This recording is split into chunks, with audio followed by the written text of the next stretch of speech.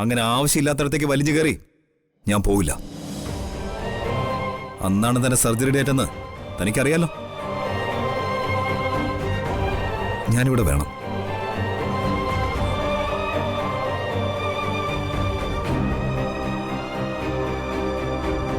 ഇത്രയും നാളത്തെ കാത്തിരിപ്പിനൊടുവിൽ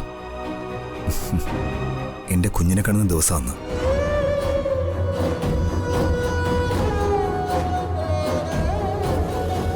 അതിലും വലുതല്ല ഈ ലോകത്തെ മറ്റെന്തും.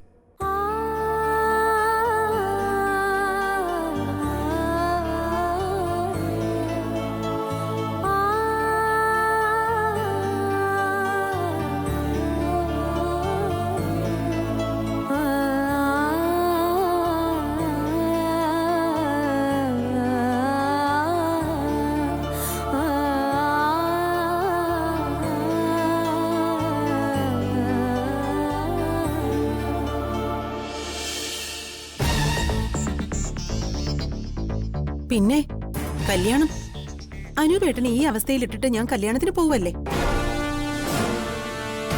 നിനക്ക് ആഗ്രഹം ഉണ്ടെങ്കിൽ നീ മോളെയും കൂട്ടി പൊയ്ക്കോ, അച്ഛനുണ്ടല്ലോ ഇവിടെ. അങ്ങനെ കല്യാണത്തിന് പോകണമെന്ന് ആഗ്രഹം ഉണ്ടെങ്കിലേ ഞാൻ വിളിക്കാത്ത ഏതെങ്കിലും കല്യാണത്തിന് പൊയ്ക്കോളാം. അല്ലാതെ എന്റെ പിള്ളേരുടെ വാക്ക് കേൾക്കാതെയും അവരെ അധിക്ഷേപിച്ച് നടത്തുന്ന ഒരു കല്യാണത്തിന് മീര പോകുന്നില്ല. അനുപേട്ടന് ഇങ്ങനൊരു അവസ്ഥ വന്നില്ലെങ്കിൽ പോലും ഞാൻ പോവില്ല. അല്ലെങ്കിൽ തന്നെ അനുപേട്ടൻ എന്താ കരുതിയിരിക്കുന്നത്? നമ്മൾ ഇവിടുന്ന് ആരും ചെന്നില്ലെങ്കിൽ അവരത് നടത്തില്ലെന്നോ? ആരില്ലെങ്കിലും അവരത് നടത്തും.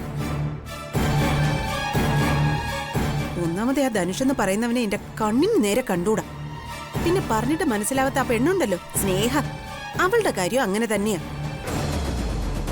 എനിക്കിഷ്ടമില്ലാത്ത രണ്ടുപേരുടെ കല്യാണത്തിന് പോണോന്നാണോ അനുപേട്ട പറയുന്നത്?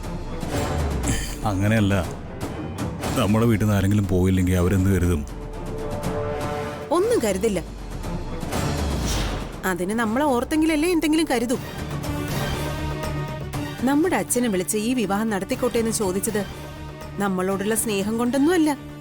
അങ്ങനെ ചോദിച്ചാൽ നടത്തിക്കോളാൻ നമ്മുടെ അച്ഛൻ പറയൂന്ന് അവർക്കറിയാം. അങ്ങനെ ചോദിക്കേണ്ട കാര്യമുണ്ടോ അനുപേട്ട? അവിടുത്തെ പെണ്ണല്ലേ ഇവിടെ പ്രസവിക്കാൻ കിടക്കുന്നത്. അപ്പൊ അവരായിട്ട് തന്നെ നീട്ടി വെക്കുന്നതല്ലേ അതിന്റെ മര്യാദ. ഇതൊന്നും ആർക്കും മനസ്സിലാവുന്നില്ലെന്നാ അവരുടെ വിചാരം. പണം മാത്രമേ അവിടെ കൂടുതലുള്ളൂ. അവരെക്കാളും ബുദ്ധിയെ നമുക്കുണ്ട്. നേരത്തെ എനിക്ക് ആഗ്രഹം ഉണ്ടായിരുന്നു ഈ വിവാഹത്തിന് പോണോന്ന്. ആ ധനുഷ് എന്ന് പറയുന്നവന്റെ കയ്യും പിടിച്ച് സ്നേഹ എന്ന് പറയുന്നവളുണ്ടല്ലോ നാശത്തിലേക്ക് പോകുന്നത് എനിക്ക് കാണണമായിരുന്നു. എന്നാ ഇപ്പൊ അതില്ല. അർച്ചന ആതിരെ ഇല്ലാത്തടത്ത് നമ്മൾ ആരും വേണ്ട. യാദവശാലം എന്തോ കുഴപ്പമുണ്ടെന്നല്ലേ പറയുന്നത്. ആ സമയത്ത് തന്നെ അത് നടന്നില്ലെങ്കിൽ പിന്നെ നടക്കില്ല എന്നും പറയുന്നത് കേട്ടു. പിന്നെ ജാതകം,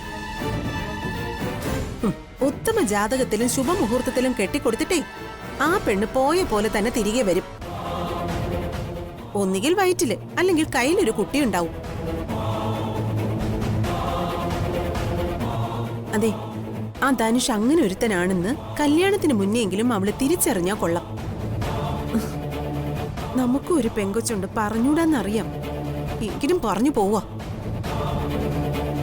ഈ ധനുഷിന്റെ ഡ്യൂപ്ലിക്കേറ്റ് അച്ഛനും അമ്മയും ഒക്കെ ഈ പെണ്ണിനെ നുള്ളിക്കീറി വെച്ചില്ലെങ്കിൽ അനുപേട്ടൻ എന്നെ ഡിവോഴ്സ് ചെയ്തോ?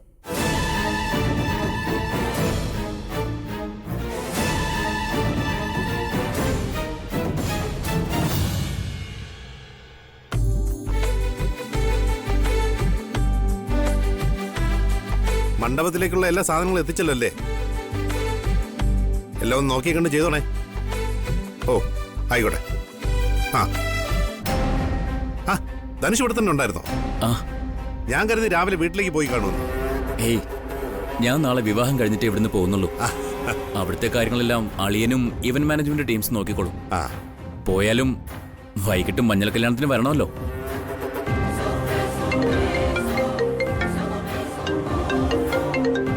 ഹലോ. അതെ, ഇപ്പൊ തന്നെ തുടങ്ങിയോ മൈലാഞ്ചി കല്യാണമൊക്കെ? അത് ചെയ്തേ പറ്റൂ. ഇത് മൈലാഞ്ചി കല്യാണമൊന്നുമല്ല, അത് രാത്രി. ഇത് അതിനു മുൻപേ ഉള്ള ഇവളുമാരുടെ അലങ്കോല പണിയാ. ദേ ഇതാണ് വരൻ. പേരറിയാലോ, ധനുഷ്.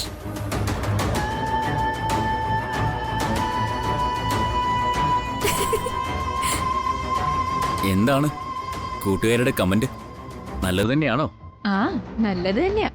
ഇനിയിപ്പോ മോശം പറഞ്ഞിട്ടും കാര്യമില്ലല്ലോ. ആ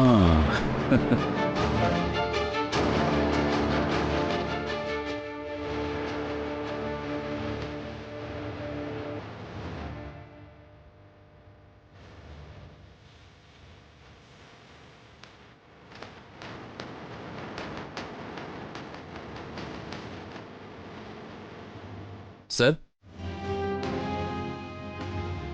സാറിങ്ങോട്ട് മണ്ഡപത്തിലേക്കാണോ? അല്ല, ഓഫീസിലേക്കാ. ഓഫീസിലേക്കോ? എന്താ അങ്ങനെ ഒരു വാക്ക് ധനുഷ് കേട്ടിട്ടില്ലേ? അതല്ല. നീ ഇത് രാവിലെ എവിടേക്കാ? സച്ചിൻ ഇന്ന് ഓഫീസിൽ എന്തോ അത്യാവശ്യ വർക്കുണ്ടെന്ന്. എന്താവശ്യമായാലും ഇന്ന് നീ പോകണ്ട. നാളെ നിന്റെ പെങ്ങളുടെ വിവാഹം. ഇന്ന് അതിന്റെ മുന്നോടിയായി മഞ്ഞൾ കല്യാണം പോലുള്ള ആഘോഷങ്ങൾ വേറെ. ആ സമയത്ത് നീ ഇവിടെ ഉണ്ടാവേണ്ടതല്ലേ? അതിനിടയ്ക്ക് നീ ഓഫീസിലേക്ക് പോയാൽ എങ്ങനാ? അച്ഛൻ പറഞ്ഞ ആഘോഷമൊക്കെ രാത്രിയല്ലേ, ഞാൻ അതിനുമുമ്പ് ഇങ്ങെത്തും. എല്ലാം ഇവന്റ് മാനേജ്മെന്റിനെ ഏൽപ്പിച്ചിരിക്കല്ലേ, പിന്നെ ഞാനിവിടെ വന്നിട്ട് എന്താ കാര്യം?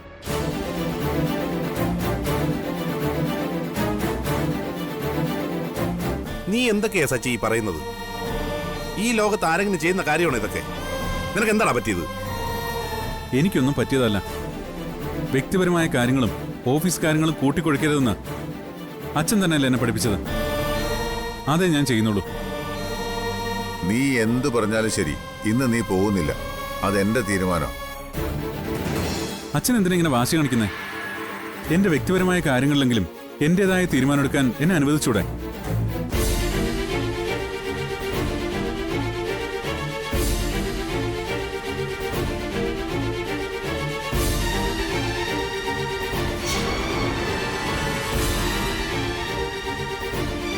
സച്ചേട്ടാ, ഇന്നിനി ഓഫീസിൽ പോണ്ടെന്ന് ഞാനും പറഞ്ഞതല്ലേ. അച്ഛനും നന്ദേണ്ണൊക്കെ പറഞ്ഞിട്ടും പോകുന്നത് ശരിയല്ല സച്ചേട്ടാ. എന്താ, എന്റെ തീരുമാനത്തിന് ഒരു വിലയുമില്ലേ? എല്ലാം അവരുടെ മാത്രം ഇഷ്ടം നടന്നാൽ എങ്ങനെയാ? എന്റെ സ്വന്തം കാര്യങ്ങളെങ്കിലും ഞാനൊന്ന് തീരുമാനിച്ചോട്ടെ. എടോ, ഞാനിവിടെ ഇല്ലെന്ന് കരുതി ഇവിടെ ഒന്നിനും ഒരു കുറവും വരാൻ പോകുന്നില്ല. പിന്നെ അവിടെ പറഞ്ഞതൊക്കെ ഒരു അലങ്കാരത്തിന് പറഞ്ഞതേ ഉള്ളൂ. താൻ ധൈര്യമായിട്ടിരിക്കും, ഞാൻ നേരത്തെ വരാം. ഇനി ആളുകളുടെ മുമ്പില് എന്റെ അച്ഛനും ഏട്ടനും പെങ്ങളും ഒന്നും ചെറുതാവണ്ട. പോട്ടെ.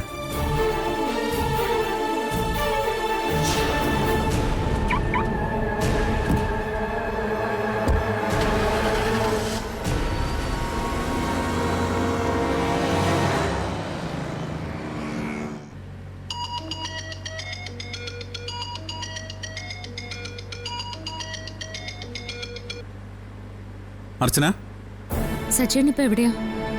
ഞാൻ ബാങ്കിൽ പോയിട്ട് തിരികെ ഓഫീസിലേക്ക് പോവാ. എന്താ അർച്ചന? വേറൊന്നുമല്ല, സന്ദീപിന്റെ കാര്യം തന്നെയാ. അവൻ വിവാഹത്തിൽ പങ്കെടുക്കില്ല എന്നുള്ള തീരുമാനത്തിൽ തന്നെയാ ഇപ്പോഴും ഉള്ളത്. സച്ചേട്ടൻ അവനൊന്ന് കാര്യങ്ങൾ പറഞ്ഞു മനസ്സിലാക്കി വിവാഹത്തിന് വരാൻ പറ. ഞാൻ അവനോട് അതെങ്ങനെ പറയാനാ? നാളെയാ ആതിരയുടെ സർജറി പറഞ്ഞിരിക്കുന്നേ. അവളുടെ സർജറി നടക്കുന്ന സമയത്ത് അവൻ ഇവിടെ ഒന്ന് നിൽക്കുമെന്ന് തനിക്ക് തോന്നുന്നുണ്ടോ?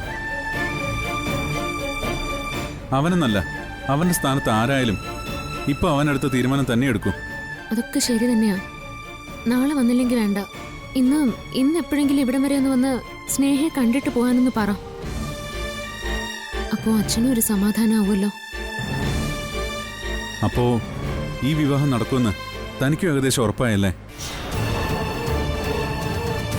ശരിയാ, നമുക്കൊന്നും ചെയ്യാൻ കഴിഞ്ഞില്ല. മറ്റ് നിവൃത്തിയില്ലാതെ, ഒരു താല്പര്യമില്ലാതെ നമ്മൾ ആ വിവാഹത്തിൽ പങ്കെടുക്കും.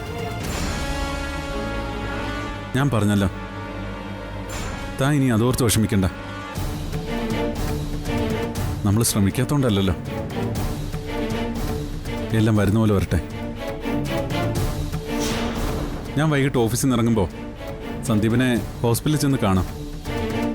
കാര്യങ്ങൾ പറഞ്ഞ് ബോധ്യപ്പെടുത്തി ഞാൻ അവനെയും കൊണ്ടേ വരൂ. എടോ, താൻ സമാധാനമായിട്ടിരിക്കുക കേട്ടോ.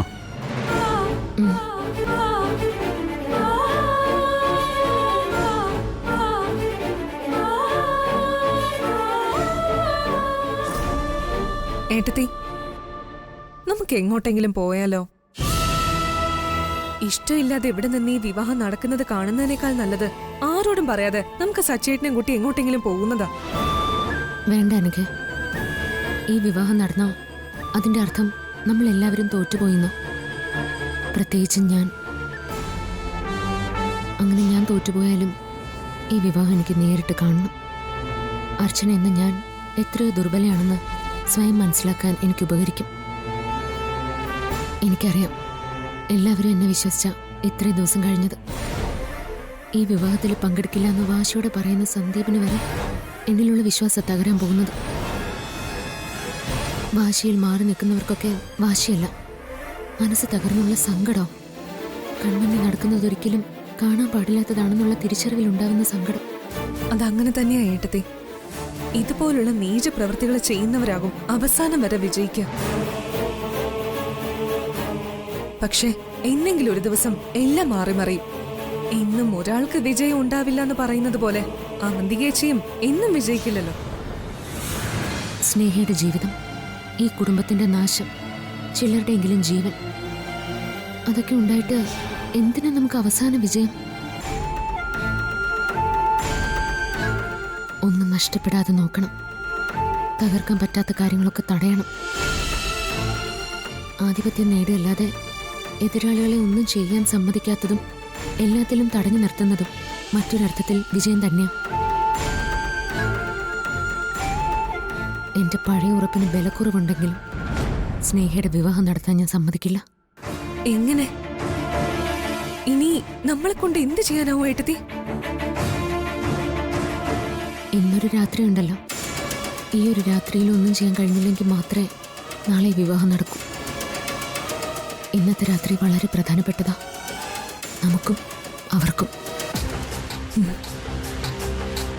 വിവാഹം നടത്തണമെന്ന അവന്തികയുടെ ആഗ്രഹവും മുടക്കണമെന്നുള്ള അർച്ചനയുടെ ആഗ്രഹവും മത്സരിക്കുന്ന രാത്രി.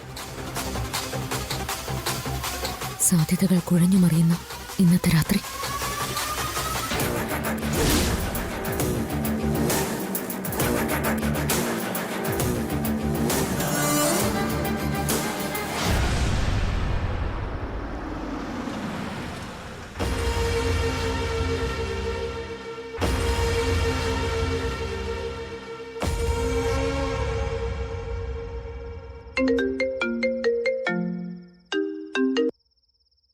ഹലോ ഏട്ടാ.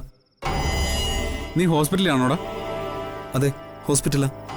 എന്താ, ഏട്ടാ ഇങ്ങോട്ട് വരുന്നുണ്ടോ? ആ, വരുന്നുണ്ട്. നീ വേഗം ഒന്ന് റെഡിയാവ്. റെഡിയാവാനോ? എവിടെ പോവാൻ? വീട്ടിലേക്ക്. നീ ഒന്ന് വീട്ടിലേക്ക് വാ. വന്നിട്ട് നാളെ വിവാഹം കഴിഞ്ഞ് ഉടനെ തിരിച്ചു വെക്കോ. ഞാൻ എവിടെ വരുന്നില്ല ഏട്ടാ. വിവാഹത്തെക്കാളെ എനിക്ക് ഇമ്പോർട്ടന്റ് ആതിരയുടെ കാര്യം. എടാ, അതൊക്കെ എനിക്ക് മനസ്സിലാവും. ബാക്കിയുള്ളവർക്ക് മനസ്സിലാവണ്ടേ? ആർക്ക് മനസ്സിലാവണ്ട? മനസ്സിലാവാത്തല്ലോ, മനസ്സിലാക്കാത്തതല്ലേ. സച്ചിയേട്ടൻ ഈ പറയുന്ന വിഷമം അവിടെ ആർക്കുണ്ടെന്ന് എനിക്ക് തോന്നുന്നില്ല.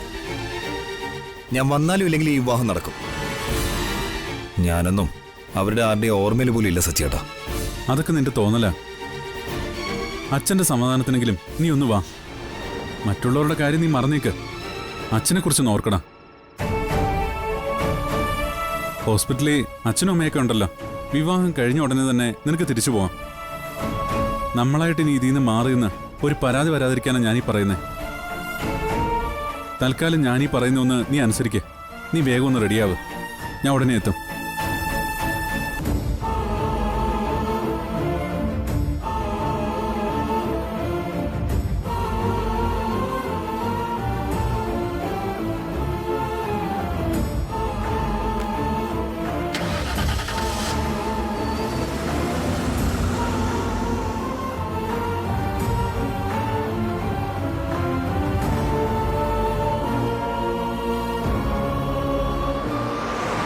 ഞാനിപ്പോ എത്താം. വരുന്ന വഴിക്ക് കാറ് കേടായി, അതാ. ആ മെക്കാനിക്ക് നോക്കുന്നുണ്ട്. ശരി ചേട്ടാ, ഒന്ന് പെട്ടെന്ന് നോക്കോ. ഇത് കുറച്ച് സമയമെടുക്കും. ഒരു ഓട്ടോ പോലും കാണുന്നില്ലല്ലോ. ആ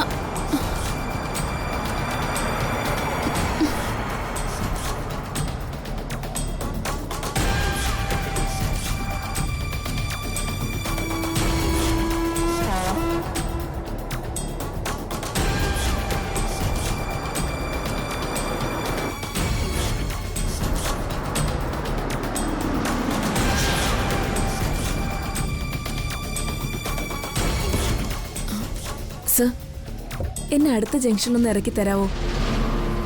മോള് ട്യൂഷൻ കഴിഞ്ഞ് ഇറങ്ങി നിൽക്കുക. കാറ് കേടായിപ്പോയി. ഓട്ടോയൊന്നും കാണുന്നില്ല. അതാ, പ്ലീസ് സർ. ആ കയറിക്കോ. Thanks sir. ഏട്ടാ,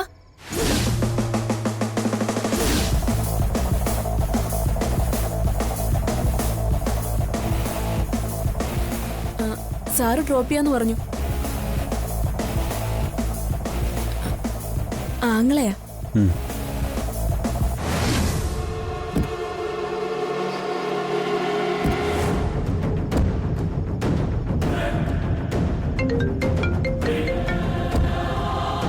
ആ അർച്ചന, ഞാൻ സന്ധ്യവിൻ്റെ അടുത്ത് എത്താറായി. ആ ശരി.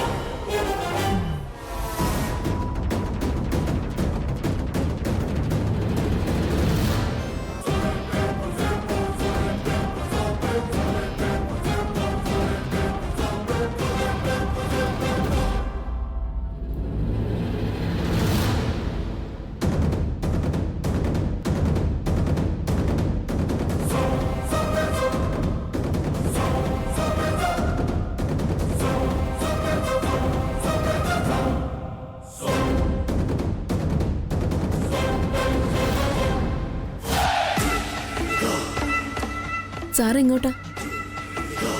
എനിക്കിവിടെ അടുത്തൊരു ഹോസ്പിറ്റലിൽ കയറാനുണ്ട്. വിവേകാനന്ദ ഹോസ്പിറ്റലിലാണോ? ആ അതെ. സാറ് വന്നത് നന്നായി. ഇല്ലെങ്കിൽ ഞങ്ങൾ പെട്ടുപോയേനെ. മോൾ എത്രയല്ല പഠിക്കുന്നേ? 5ാം ക്ലാസ്സില്.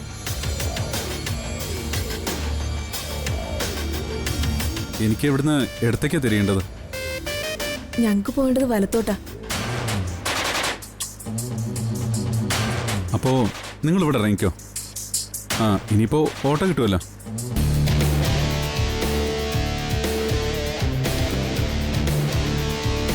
സാറ് വലത്തോട്ട് വണ്ടി തിരിക്കും. പോകേണ്ട സ്ഥലം ഞാൻ പറഞ്ഞു തരാം. നിന്നോട് വലത്തോട്ടല്ലടാ വണ്ടി തിരിക്കാൻ പറഞ്ഞത്. തിരിക്കടാ.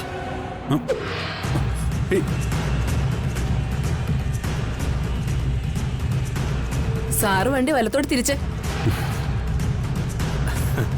ഡെസ്റ്റിനേഷൻ ഞാൻ പറഞ്ഞു തരാം. വണ്ടി എടുക്കടാ.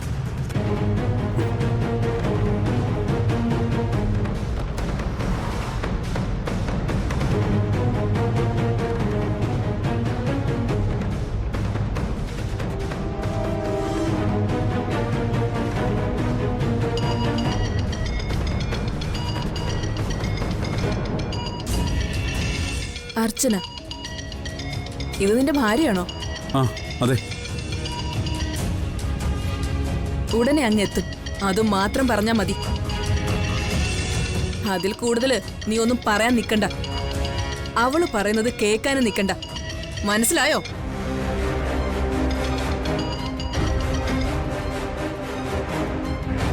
കോള് കട്ടായല്ലോ. സ്നേഹമുള്ള ഭാര്യയാണെങ്കിൽ ഇനിയും വിളിക്കും.